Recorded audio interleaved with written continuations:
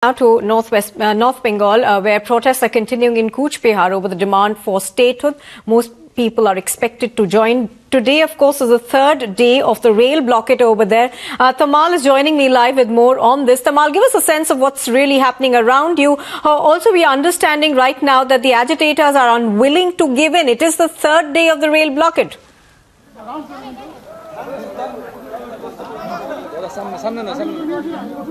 Well, it's more than 54 hours now that this agitation began, and the rail blockade is still on. These people, thousands of people, have descended here. They are unrelenting with the demand for a separate statehood. They are saying inclusion of Cooch Behar as part of India through a treaty in September 1949 was to treat Cooch Behar like a union territory, eventually paving its way for formation of a separate state. That never happened. Now, coupled with underdevelopment, lack of development, apathy from state governments, subsequent state governments, these people have time and again taken to the streets. In fact, in 2005, in a similar protest which turned extremely violent, at least 5 people had lost their lives. This time around, these people are saying they do not want violence, but they are here with the zeal to fight and see a closure to this demand. They are saying the union government has to intervene, the union Minister of Home Affairs has to intervene, the state government has to intervene, and they are calling it a historical error, making Cooch Behar part of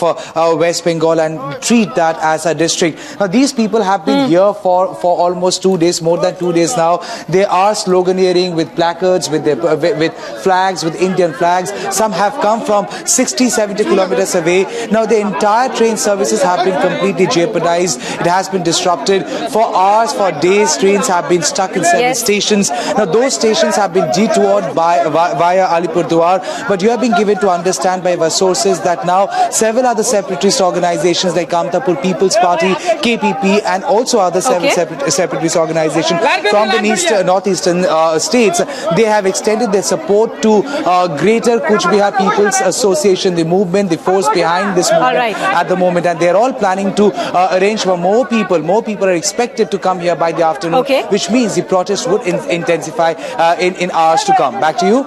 Okay, Tamal, for the moment, thank you for joining us. Now, what we understand, of course, is that the Mamata Banerjee government so far has told the administration not to use any force as far as this agitation is concerned.